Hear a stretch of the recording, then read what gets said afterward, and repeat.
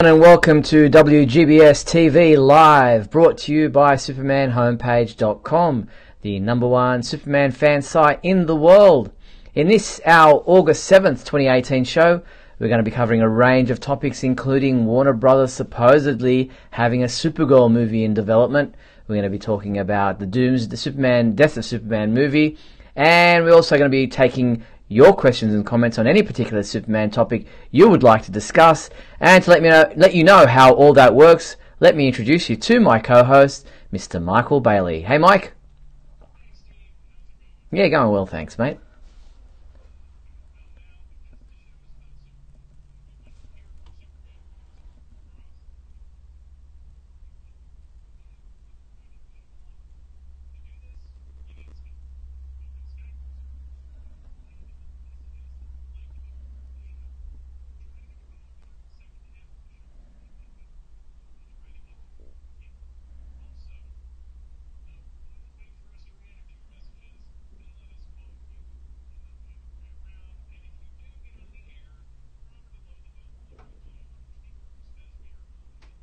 Yes, exactly. And now for those of you tuning in live via Facebook to watch tonight's show, below or next to that video, we invite you to post your comments and ask questions, and Michael and I will keep an eye on those comments throughout the show as necessary. And a huge thank you to our sponsors and patrons, Tina Murray, Douglas Meacham and Henry Bernstein. We appreciate your support.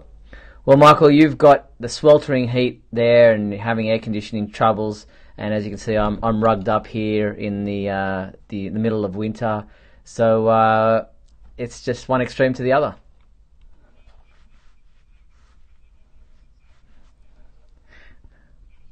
That's right. Yep.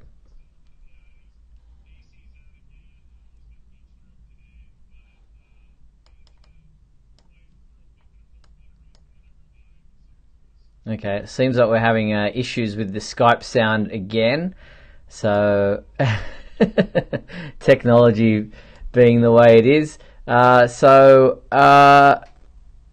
good question. What are we going to do? Let me go off and come back. And we're back. Sorry, folks. We had an issue with the sound there on Michael's side of things, so hopefully everybody's tuning back in and we will continue on with the program. So, yeah, we're talking about the different extremes of weather from your side to my side. And I guess when I'm talking about winter here, it's not really snowing or anything like that, so I can't be too down on winter in Australia, in Sydney anyway. Well, Australia has like the most beautiful people ever living on it, so there's that. Friend and I talk about this all the time, and two, I mean, even if there's no snow, that doesn't mean it's not cold. Sure. It's all relative as well.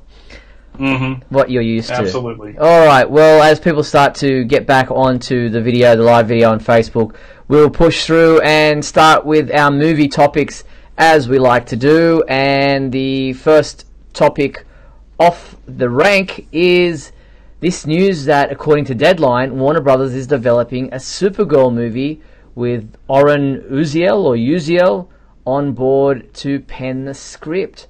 What did you make of this story? It kind of came out of left field. Well, weren't we literally talking about this last week? About the idea of why a Supergirl movie, it's right with the introducing Supergirl into the DCEU. I mean, if it's good, it's good. The thing is that kind of like with The Flash, what's the point at this point? I mean, we've got the 4th season of the show coming on. Looks like, from all the videos that they've been releasing and all the news that came out of San Diego, that it's going that it's going in a good direction. But maybe this is yet another way to kind of reinvigorate their movie franchise by introducing a character that now has a known audience. The thing is how do you play it? Do you make it like they were making The Flash in Justice League, that was just seemingly a little more I don't even know how to describe him. It's like your pothead friend got super speed almost in the movie, but the the origin's exactly the same. So is the story, or are they going to go in like a darker, edgier direction, or is it going to be kind of in line with the Supergirl television series? In which case, why are you doing it? Yeah, it's an interesting development. I'm not sure what to make of the timing. It seems an odd. We've got the Supergirl series. It's into its 4th season. It's doing well on CW. It probably won't get the viewership of a movie. Don't get me wrong, but it does seem like odd timing because of the fact that you do have a franchise of the same character on television. Is it just because they're trying to, look, Wonder Woman was successful, who is our next most popular, female superhero? We've got Harley Quinn going on with the, the villain side of things and the female side of things. So who do we turn to next as a female superhero in the DC universe? And Supergirl probably comes to mind quicker than any other. And it seems to me that you would want to get your Superman franchise back on track before you started off with Supergirl. Mm-hmm. So it's just kind of weird, but at the same time, I mean, if it's good, it's good. So there's that too. I mean, I'm not saying at any point that they shouldn't do this. I'm just more kind of questioning the reason behind it. Yes, and I'm questioning it myself. So I guess it's just one of those things that, it's the news is out there. What do you make of the script? The guy who's been brought on. I say other things that he's done. He's done Mortal Kombat, 22 Jump Street, the Cloverfield Paradox, which I still have yet to watch, and the in production Sonic the Hedgehog.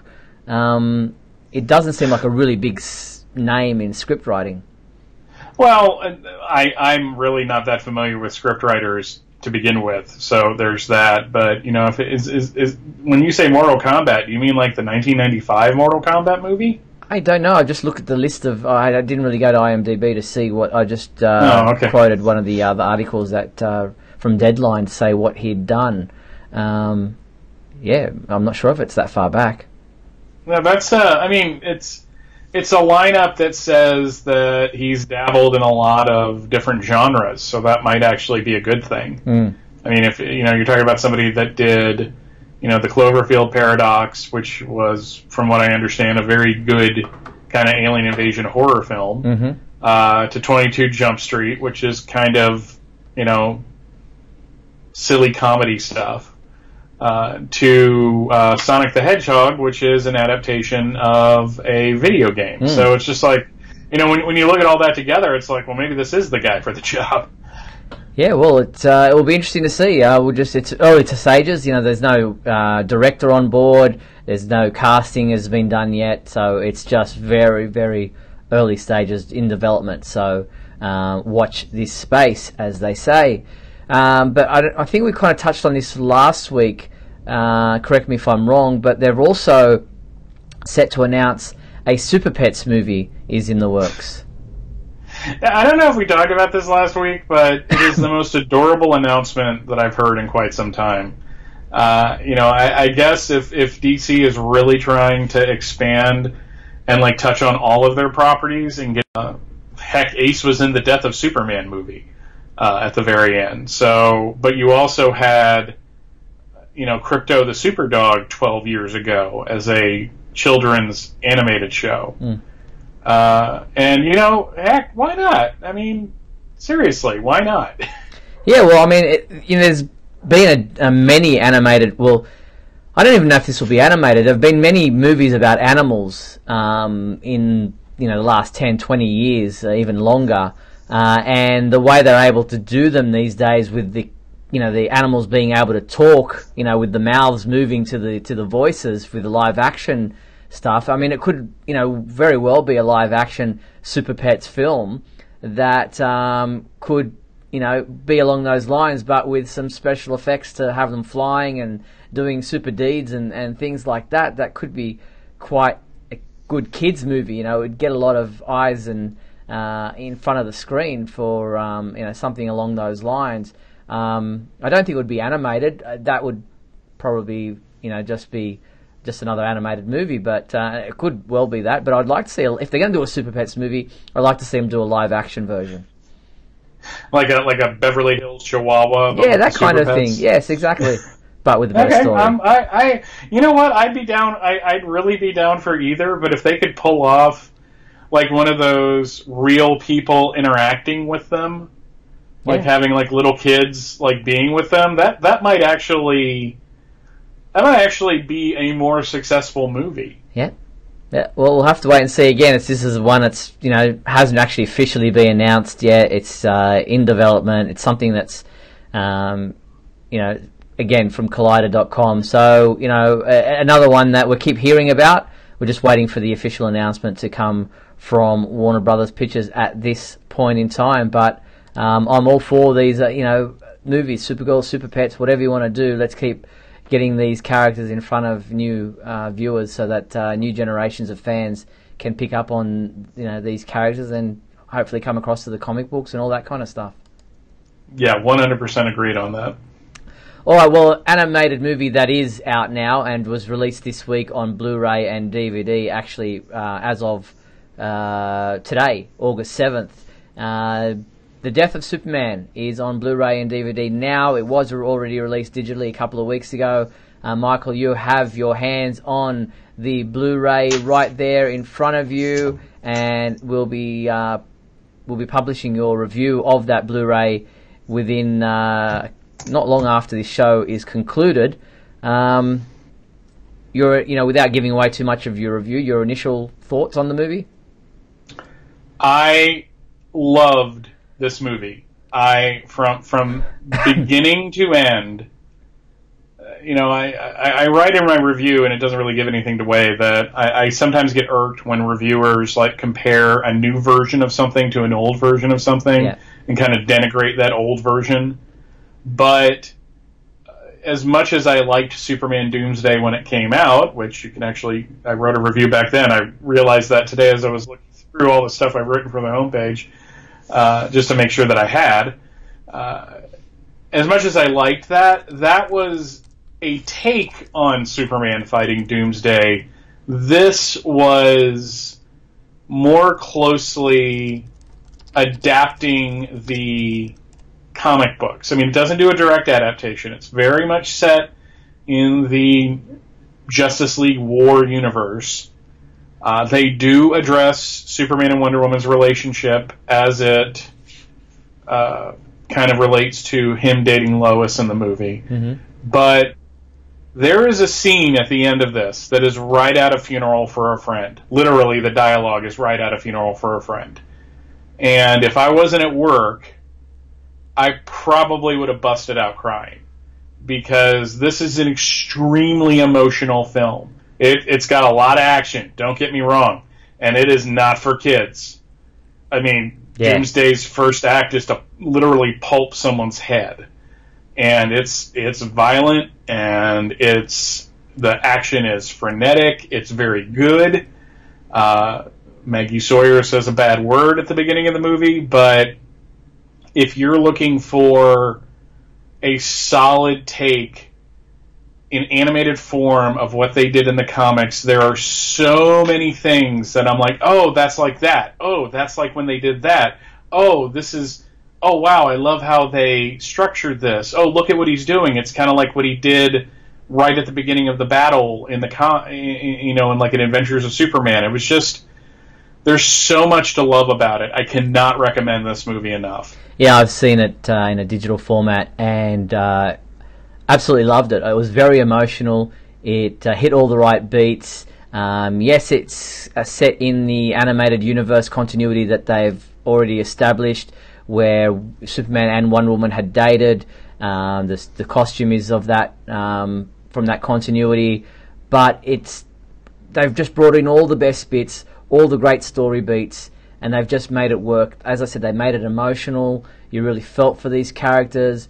And, Bibbo was great, Jimmy was great, everything just kind of fit the way it should, and it felt like a really great adaptation of the comic book story in a more modern animated context with a sequel still to come. And the way they built the anticipation for those four characters through the post-credit scenes and that were phenomenal.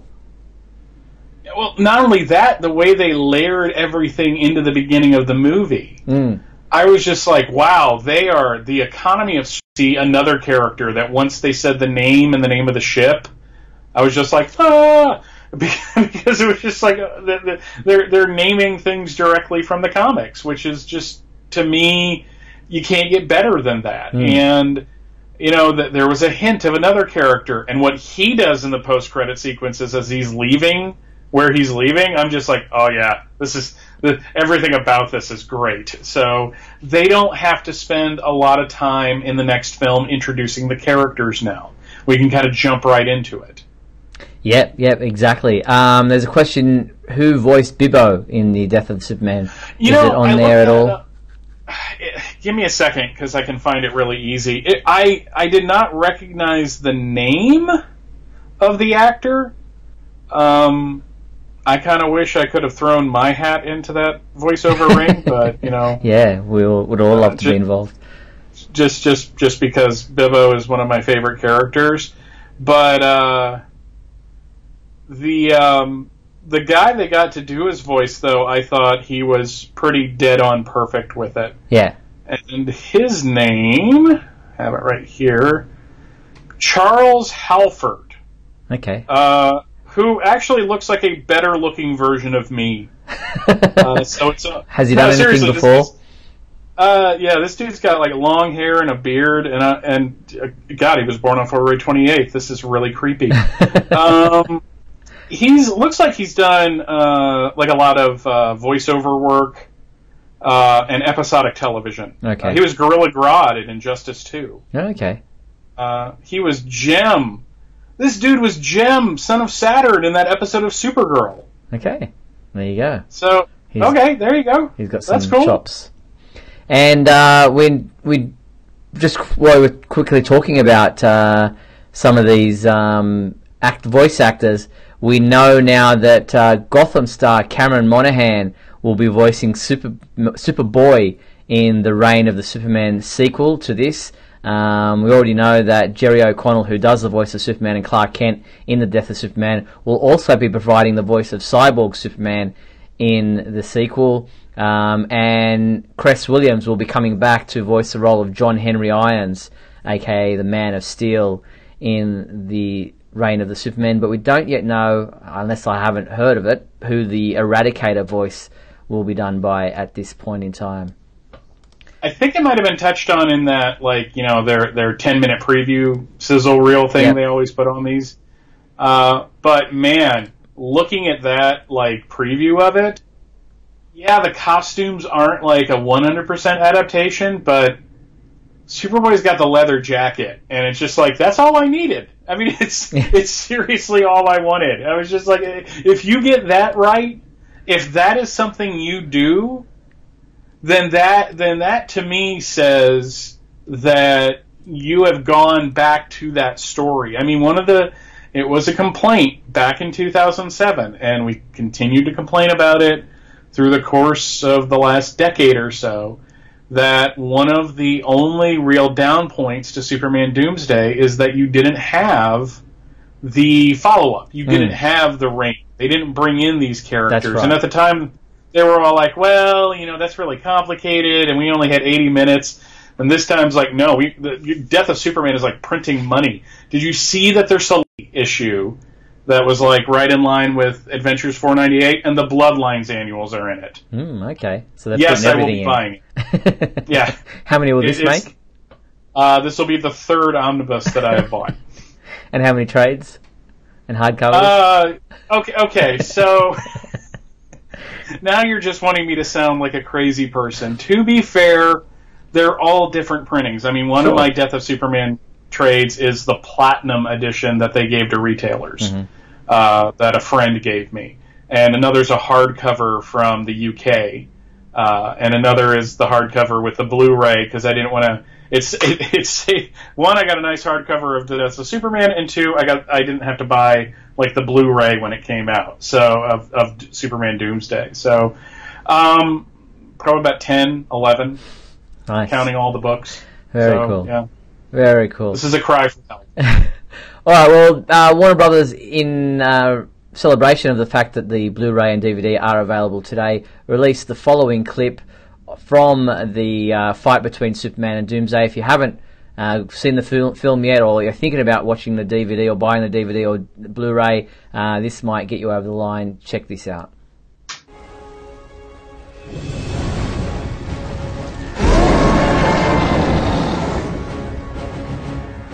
I don't know what hole you crawled out of, or where you came from, but I'm sending you back.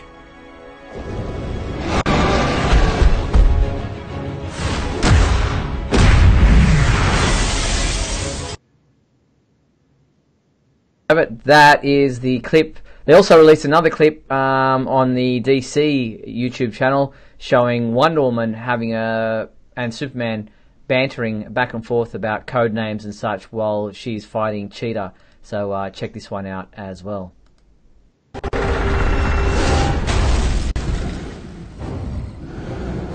You may resist the lasso, my lord.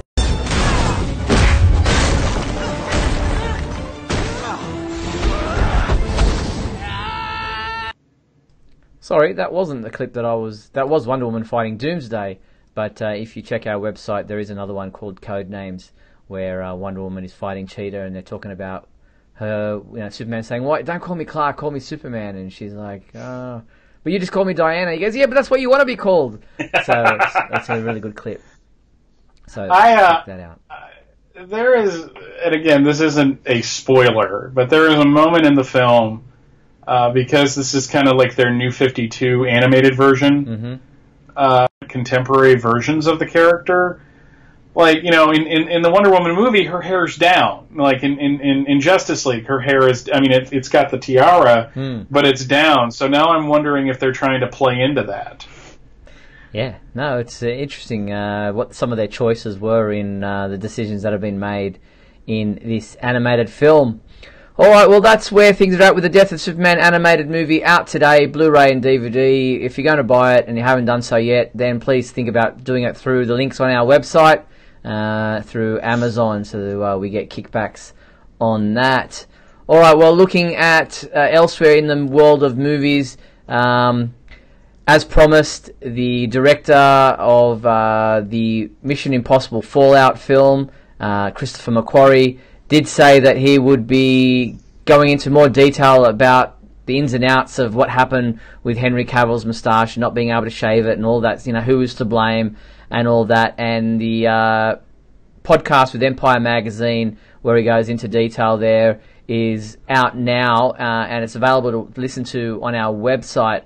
But to kind of give you a bit of a background on what's happened there, basically McQuarrie approached producer Jack Myers to see what it would cost them to try and digitally insert a moustache if they did allow Henry to shave for his Justice League pickup scenes, and Myers came back with a $3 million price tag.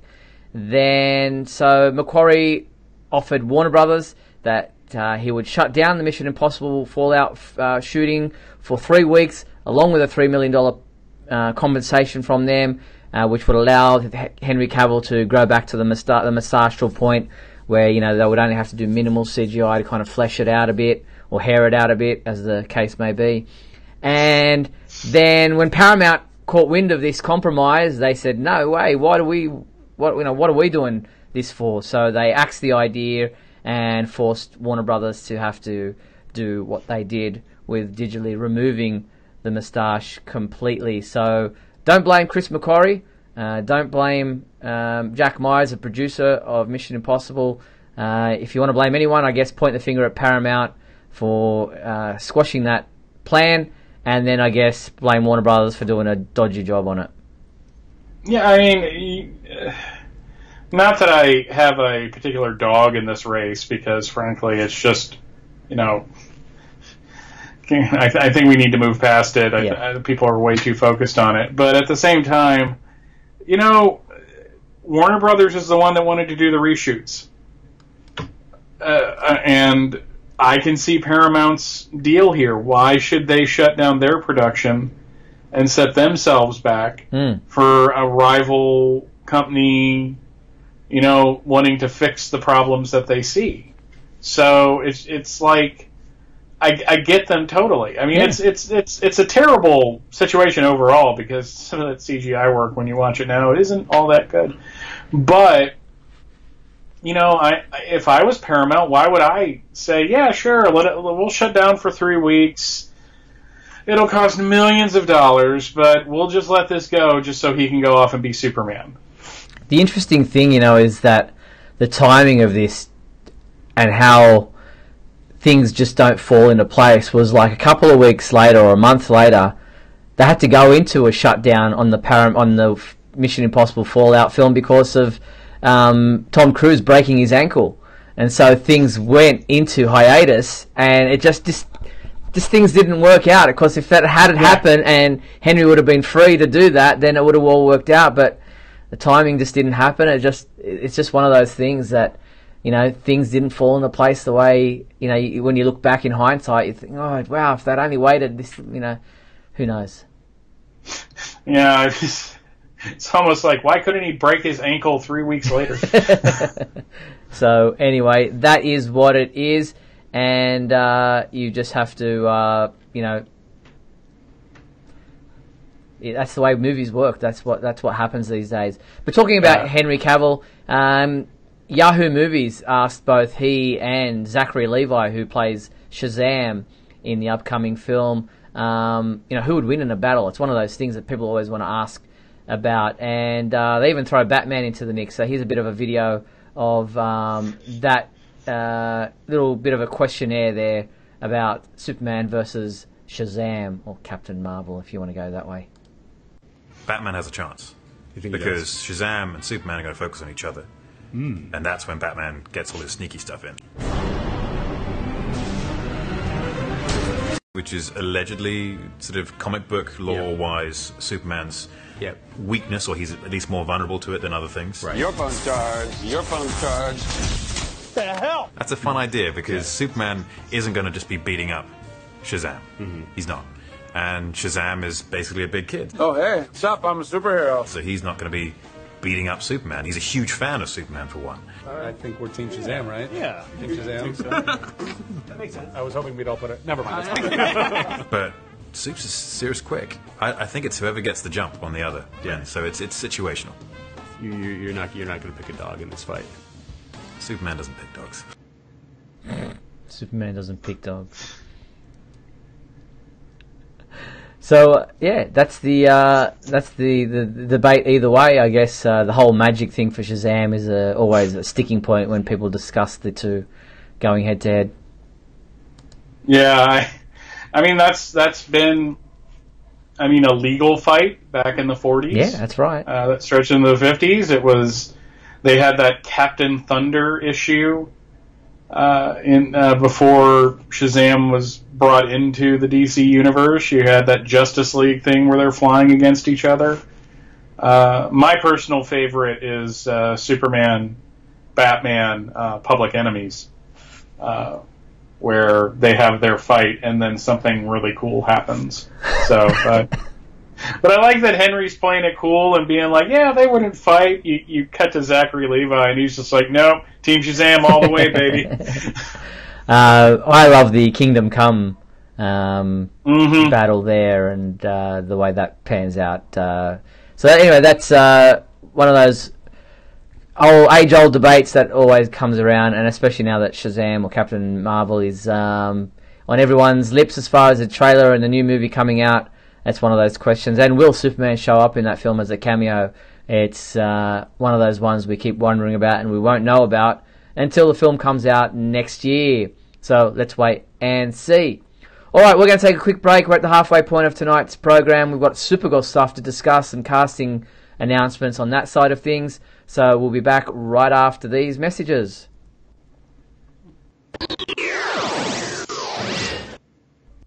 We'll be back in a moment with the exciting climax of today's episode. So stand by.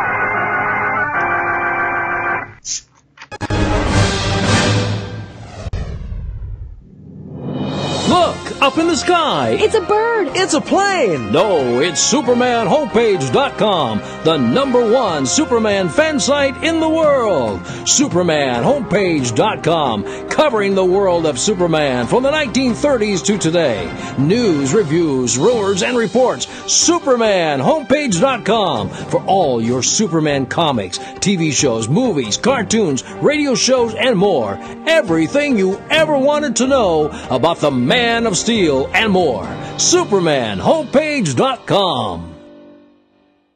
Thanks, Superman Homepage, for all the support over the years. I really appreciate it. I'm Matt Bomer, the voice of Superman and Superman Unbound, and this is the Superman Homepage. Right here on Superman Homepage. Well, fellows and girls, what I have to say will only take a few seconds, but I hope it sticks with you for a long time. It's about cleanliness, being clean in mind as well as in body. Now, believe me when I tell you that a clean mind in a clean body is important to success and happiness in life. For instance, in school, in your social life, and later when you grow up in your business contacts, the quality of the clothes you wear is never as important as the condition of them. In other words, it's never as important to be expensively dressed as it is to be neat and clean. Being neat and clean always leaves a good impression. And a good impression is important to success. Well, the same thing is true of a clean mind. So begin now to develop the habit of being clean in mind and body. Think clean and keep clean. Lack of cleanliness is usually a sign of carelessness, and carelessness indicates laziness. Remember always that carelessness and laziness lead to failure. Start now to prepare for success by thinking clean and being clean.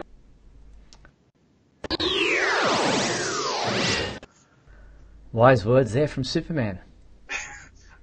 Believe me, people, this will only take a minute for me to go through, so let me give you a 5-minute lecture on why you should clean your fingernails. And speaking of the live chat, of all the people in the live chat anymore, that are in the live chat at the moment, the fact that Van Z brought up Cluclor is not a surprise at all, knowing him outside of this. So, good job, Van. I'm really impressed with that. All right. Well, as I said before the break, we're going to be talking Supergirl news with the TV show having cast the Brent Spiner, who's best known as Data from Star Trek The Next Generation. He will be joining the cast in Season 4 as Vice President Baker. Interesting. Yeah, I am I'm a Next Gen guy. Right. That's my preferred Star Trek, and Data was certainly one of the big characters there. I've liked Brent Spiner in and out of Star Trek. The funniest reaction to this was my wife's, who said that he should be a brainiac android from the future, which I thought was cute. But no, it's just, it kind of makes you wonder what's happening with President Marsden. So, but, you know, having a good actor come onto the show is always a good thing. Well, we do know that Linda Carter will be back in Season 4 as President Olivia Marsden, but I guess with this whole human first movement that's going to be raising its head in Season 4, that political angle and what's going to happen there, that whole story may need an extra person, with the Vice President also weighing in on the subject. And it says here that Vice President Baker is adept and politically minded. He makes for an unlikely leader, but steps up in a big way when his country needs him most. So we'll wait and see how that pans out in Season 4 of Supergirl, which will premiere on the CW on Sunday, October 14th. That's Sunday, October 14th at 8 p.m. Yeah, it really seems like they're pulling out all the stops to continue the whole social commentary thing. And someone's mentioned in the Justin mentions in the thing about Picard coming back. Mm-hmm. Star Trek on the CBS All Access, they're bringing Patrick Stewart back as Picard. So I don't know if that's going to make me get DC All. I mean, not DC. It's going to make me get CBS All Access. But hey, you know, maybe. Oh, okay. So that's the news on the casting side for Supergirl, but we don't have much more at this point in time other than, as I said, it comes back on a Sunday in October.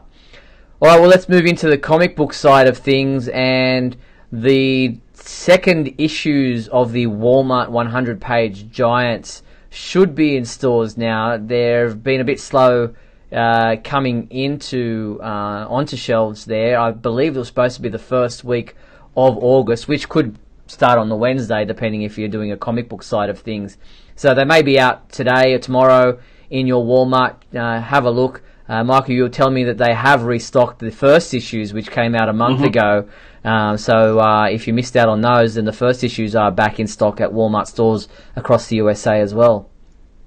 Yeah, Brian Michael Bendis was talking about this on the Word Balloon interview he did a couple weeks ago, and he was pointing out that side of the publishing world that doesn't deal with comic shops, they do things completely different.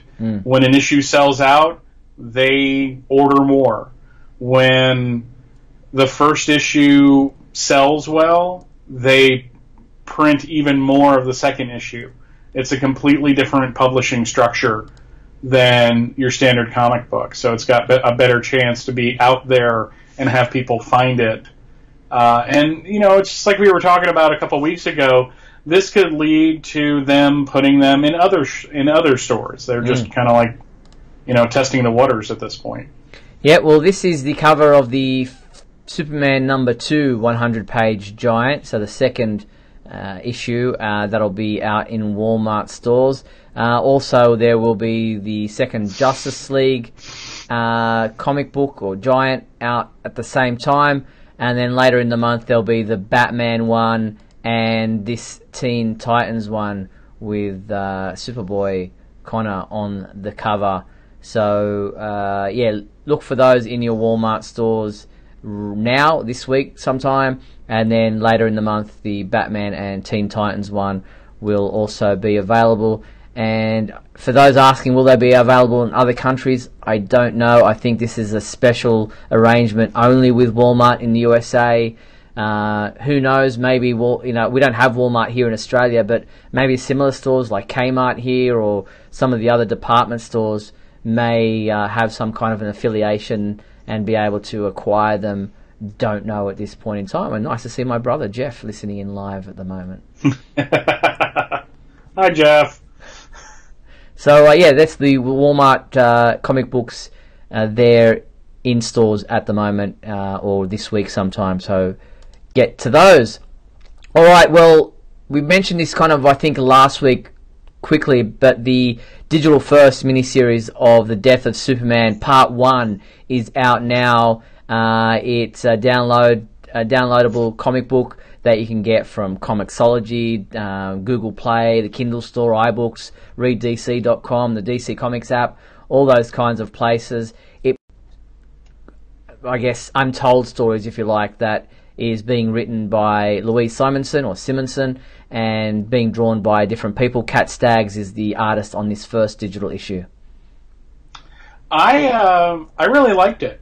Yeah, it's almost like a New 52 story, really, with how they set up General Lane, with how they had him fighting the character they had him fighting. It felt like we were continuing out of Grant Morrison's run, and just seeing the Jerry Ordway cover was also really nice, because I'm kind of a mark for that. But no, it's just it's 99 cents an issue. I think that's a good price point for it, and I'm glad, one, that they did it, and two, that I'm getting it.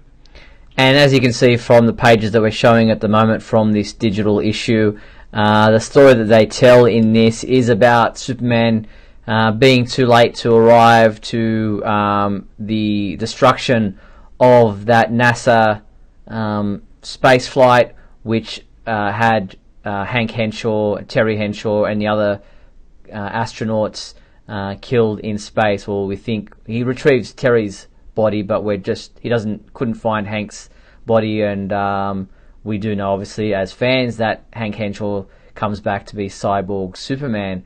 But that is some of the artwork from the pages of this comic book.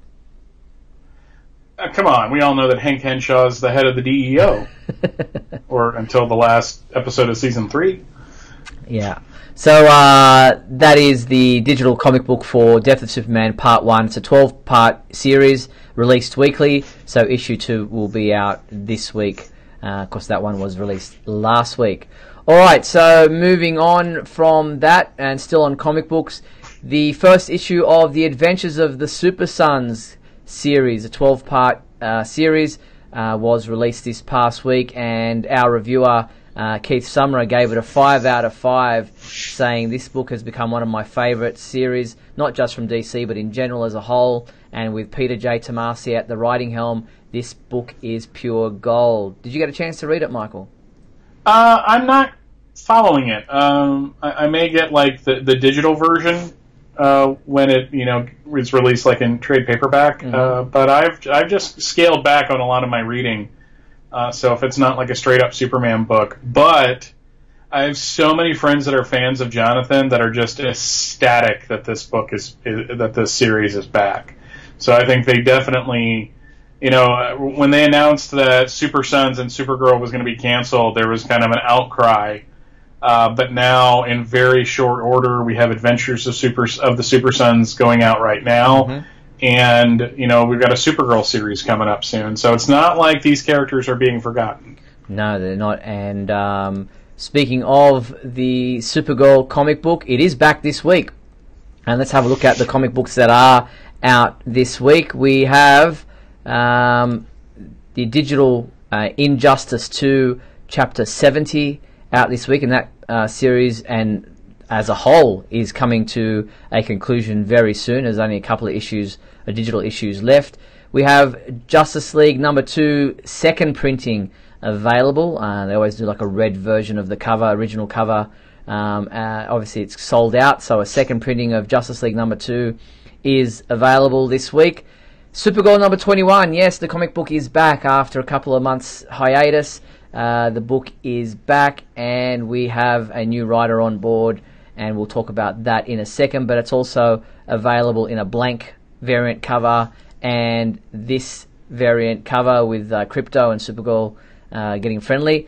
And then we have Superman number 2 out this week. Looking forward to this one. Bendis has been doing a great job with both Action Comics and Superman, and that is also available in 2 variant covers.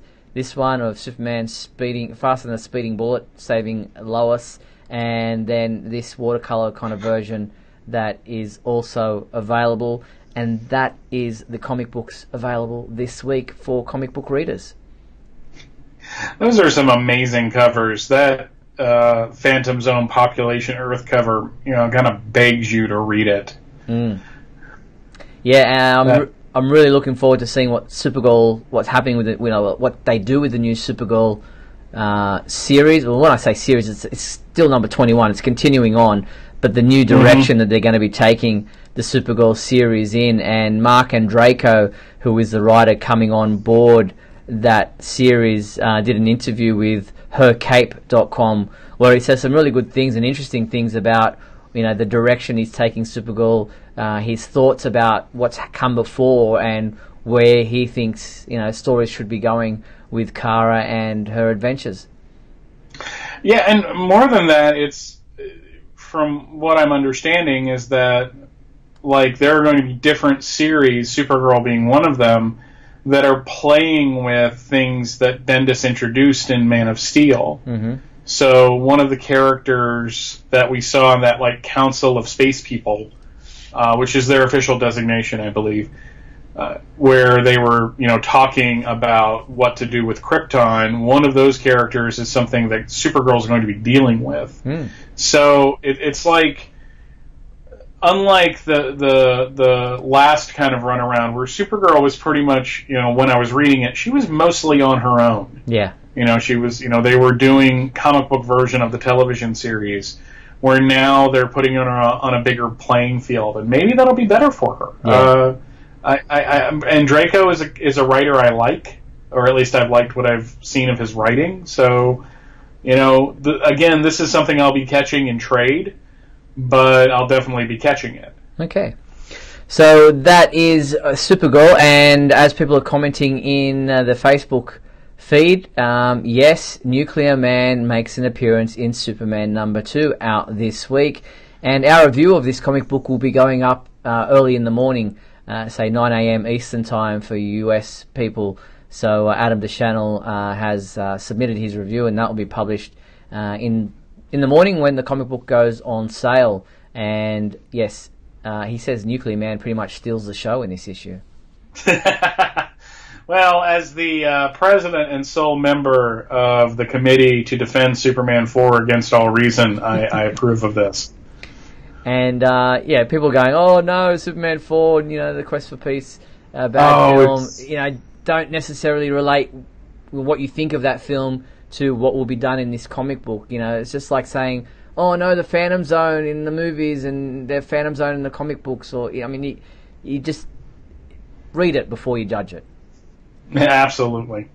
So that is what's coming out this week for comic book readers. Alright, well, looking on the merchandise side of things, Invicta and Evine are uniting the Justice League with the premier line of DC Comics watches. And one of them's already sold out. One of the Superman ones has already sold out. So just let me grab this. There's got a couple of watches. This men's 48mm Octane Ghost Limited Edition mechanical stainless steel bracelet watch is available through evine.com, as is this really nice looking Justice League 38mm or 47mm Grand Diver Limited Edition automatic bracelet watch. And they come in Batman, Wonder Woman, Cyborg, The Flash, and Aquaman versions as well.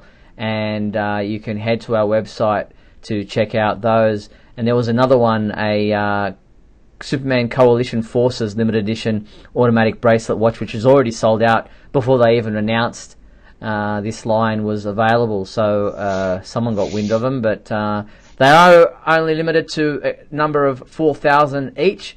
So you've got to get in quick if this is something that you're interested in. And I've collected a number of watches over the years in my time, especially when Fossil were doing a range back when the WB stores, the studio stores, were around. There were some really nice watches available. Yeah, I remember those Fossil ones. I got one for Christmas in '93. It was it wasn't the Death of one, but it was one that was released around the same time. Mm-hmm. So yeah, now you're making me miss the Warner Brothers stores. Yeah, they were great. Yeah. Expensive, but great. Oh yeah, you were gonna pay for that stuff, but it was there. Exactly, and I just love walking. Every time I went to the shops and there was, the WB store was there, I just walked through it just to, see all the Superman stuff and the stuff that I wanted that I just was never going to get, and see what other people were buying. But yeah, I mean, they had everything from key rings to magnets to statues to you name it. They had it, and they were awesome. Anyway, we push on, and if you're talking about expensive items, if you do have the money, and Dan Jurgens is saying he's going to have to break open his own money box for this one, his piggy bank, is the Doomsday Marquette from Sideshow Collectibles. And they released a large gallery of images. I've only got a few of them here to show. But this huge, monstrous 26.5 inch tall Doomsday Marquette stands astride a rubble environment base littered with relics from the valiant heroes who have fallen in his wake. I'm going to show that base just quickly. I'll show it actually. There it is there. You've got Wonder Woman's sword, you've got Batman's cowl, you've got Aquaman's trident. Obviously he's holding Superman's cape in the image you saw. He's even got Green Lantern's ring on one of his fingers in another close-up image. And this is just a enormous looking statue that is a limited edition. There's even an exclusive edition that he can swap out the head for a hooded version, where obviously when Doomsday was underground he had that goggled kind of torn mask thing that eventually came off. But this is an impressive looking statue. If I had the money, I'd get it. For several reasons. One, it's awesome, and two, since it's about 2 feet tall, I'd put it in a child seat in the back seat and use the high occupancy vehicle lanes, which we have here in Georgia. So, you know, because if you have something that's 26 inches tall, you have a toddler or a small child. Yeah. You don't have a statue. So, but man, the detail on this thing. Impressive. And it's going to be, its pre-orders are available Thursday, so August 9th. And the exclusive edition with the Doomsday hooded head is $1,250, and the collector's edition is priced at $1,235. So it's like a $25 difference, or $15 difference. Sorry, that is really, when you're spending that kind of money, just go for the more expensive version. What's $15? Yeah, the first one costs you a kidney. The second one costs you both kidneys. So if you want to see this statue in full detail, check out the images that are on our website. We have a gallery of something like 30 images that are available and showing all the different aspects of, you know, different angles from behind, from a close-up. All the different photos you want to see of this are available on our website, and as is the link to buy this statue if you want, if you can spend that kind of money. Again, do that through the links on our website. We get kickbacks from any purchases you make through our website, and that is always appreciated. And I wish I could afford it, but I don't think the shipping alone would probably be so well. I mean, and I know that it's probably boxed pretty, you know, and the weight extensively. Yeah, oh yeah, and yeah. You're basically sending a small human to Australia. You know, that would probably be cheaper. Yes. Yeah, you could put that on a plane. Black market. All right. Now, on an interesting story, in a kind of, it's not really a Superman story, but it is. There was a young 10-year-old boy by the name of Clark Kent who has beaten a 23-year-old record set by Olympic champion Michael Phelps. Now, I'm going to play a quick video explaining the story, probably better than I can myself. So here is the story. I think it's from CNN, or one of those stations that also cover this story. I won 7 gold medals. That's Clark Kent, also known as Superman when it comes to the water, and he has the medals to back it up. But that success didn't just happen overnight. Competitively, I start 7, but some lessons I think I started at 3. At only 10 years old, he shattered Michael Phelps' longest-standing record at the Far Western International Championships Sunday. The previous record was set back in 1995. It was the 100-meter butterfly, and I broke a Michael Phelps record of 1:10:48. I won a time of 1:09:38. In that 100 fly, he broke that record by a second, which is a lot in swimming. But not only that, he beat his competition by over 5 seconds. So there you have it. Young Clark Kent Aprada is his actual name, and as I said, he broke a record that was standing since 1995. And all his friends call him Superman, and it's no wonder if he can beat that record set by an Olympic champion back that was set back in '95. Then he's going to be one to watch. Yeah, I mean, I guess the obvious question is: are his parents Superman fans? I mean, why would you saddle a kid with such a name? But you know, hey, at least he's living up to it. Yep. Indeed. Alright, just got a kind of alert, wasn't sure what that was. I'm not sure if by playing that video something has been blocked, but we'll quickly push on. Alright, well, we have pretty much come to the end of tonight's program. Got a couple of minutes. Is there anything you wanted to, can we do this year in history? Is that something that we can look back on quickly, or is that giving you too short notice? I can do it.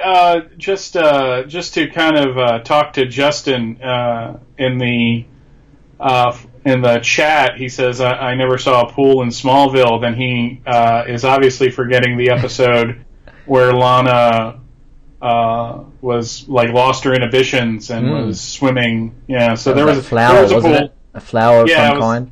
Mm-hmm. So There was a pool in Smallville. It just Indeed. wasn't used as extensively. It is August now. Good Lord, what is going on in life? All right, well, let me play your intro for this year. Do I even have that? Yes, we do. Here we go. Playing the intro for you. Give you a couple extra seconds to get your ducks in a row. Come with me now, my son, as we break through the bars of your earthly confinement, traveling through time and space. All right, nothing in 1938 because the Action Comics number 4 actually came out earlier in the month, unfortunately. If we go to 1948, we'll probably have a bit better luck with that going in around this time.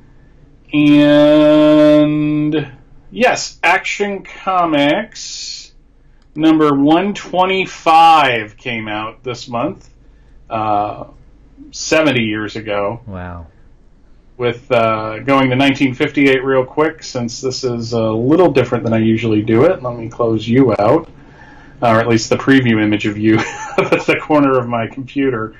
Let's see, going into 1958, there are a lot of comics, but not too many involving Superman, so we're going to quickly go to 1968 there. You know, when there's 80 years of books to look at, there's it's a lot more complicated than you might think. Yeah, we've got a Superboy number 151, where Superboy is holding the body of Lana Lang, and the story title is DOA, In Cold Blood. Oh, wow. Around this era of Superboy, there were some crazy covers. There was like one where he walks in on Pa Kent hanging himself. So it was just like, it was almost like they were daring you to buy it. In 1978, Superman Family number 192, which had a Supergirl story and a Crypto story, and I believe that's when they were publishing, Van Zee can correct me on this if he wants to, on a Mr. and Mrs. Superman story. We're also, if it's August of 1978, we are 3 or 4 months to Superman the movie coming out. Wow. Which, 40 years ago. That's amazing. Action Comics Weekly number 620 came out this week in 1988 and had the Superman strip in the middle of it, which are now available on in trade paperback. If you ever want to read those stories, drawn by what is his name? Why can't I remember it? Kurt Swan. Yes. Written by Jerry Roger Stern. In 1998, only 20 years ago, Superman, the Man of Tomorrow, number 11. This was part of the Dominus storyline, which was beginning to kind of wrap up. This was right after they did that whole thing in the Superman books with Superman and Man of Steel all existing in different time periods. Okay, yep. Which was a cool way, I thought, to celebrate it. And in 2008, 10 years ago, August 13th, 2008, Action Comics 868, which was part of the Brainiac story, that kind of led right into New Krypton. Oh, so that is this month in history, or this week in history, for this week. Very cool. Well, that brings us to the end of tonight's program. Before we sign off, I'd like to thank everyone for watching tonight's episode of WGBS TV Live, and thanks to everyone in the Facebook comments for your part in the show. And to the Superman homepage, please head to patreon.com/Superman homepage, where you too can be a sponsor for as little as $3. The complete 1 hour video of tonight's show will remain available on the Superman homepage website and our Facebook page if you'd like to watch it back or perhaps miss part of the show. But we'll be back next week on Tuesday, August 14th at 7:30 p.m. Pacific Daylight Time for another edition of WGBS TV Live. Look forward to talking with you then. Until then, be sure to check out supermanhomepage.com for all your daily news updates on everything surrounding the Man of Steel. I'm Steve Yunus on behalf of myself and Michael. Thanks for watching WGBS TV Live, brought to you by supermanhomepage.com. Bye.